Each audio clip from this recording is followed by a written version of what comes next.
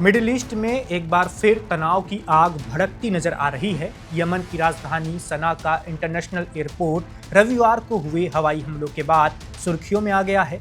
इन हमलों ने सिर्फ यमन ही नहीं बल्कि पूरे खाड़ी क्षेत्र में नई चिंता पैदा कर दी है। सवाल उठ रहे हैं कि क्या ये कार्रवाई एक बड़े टकराव की शुरुआत है और क्या इसके बाद ईरान और उसके समर्थक गुट कोई बड़ा जवाबी कदम उठा सकते हैं। यमन मीडिया की रिपोर्ट के मुताबिक सना एयरपोर्ट पर कई हवाई हमले किए गए।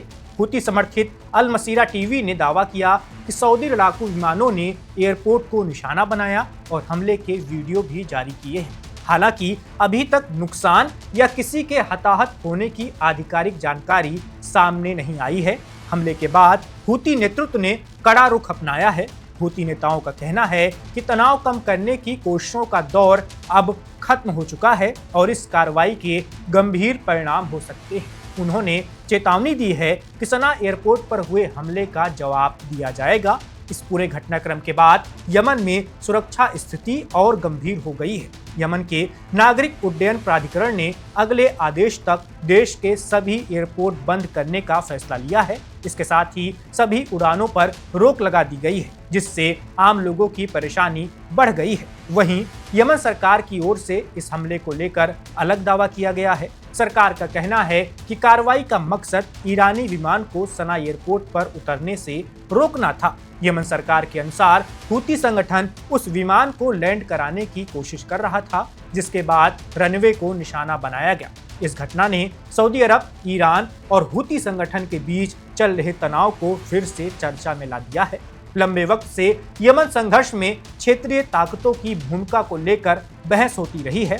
एक तरफ सऊदी अरब सुरक्षा चिंताओं का हवाला देता है तो दूसरी तरफ हुती संगठन इसे अपने खिलाफ कार्रवाई बताता है। अब सबसे बड़ा सवाल ये है कि ईरान इस पूरे मामले पर क्या कदम उठाता है। क्या ये हमला सिर्फ एक सैन्य कार्रवाई तक सीमित रहेगा या फिर इसके बाद मिडिल ईस्ट में तनाव और बढ़ सकता है। अमेरिका, इजराइल और खाड़ी देशों की नजर भी इस घटनाक्रम पर बनी हुई है। सना एयरपोर्ट पर हुए हमले ने एक बार फिर साबित कर दिया है कि मिडिल ईस्ट में हालात कितने ज्यादा नाजुक हैं। आने वाले दिनों में इस क्षेत्र में होने वाले फैसले ये तय कर सकते हैं कि हालात बातचीत की ओर जाएंगे या संघर्ष और गहराता जाएगा। बता दें कि ईरान और अमेरिका के बीच टकराव की स्थिति बनी हुई है। अमेरिका दावा कर रहा है कि बीते 3 दिनों में उसने 300 से ज्यादा हवाई हमले ईरान पर किए हैं, कई सारे ठिकानों को निशाना बनाया है। उधर ईरान का दावा है कि वो खाड़ी देशों में मौजूद अमेरिका के सैन्य ठिकानों को निशाना बना रहा है। ईरान का कहना है कि स्टेट ऑफ होर्मुज पर उसका ही नियंत्रण रहेगा।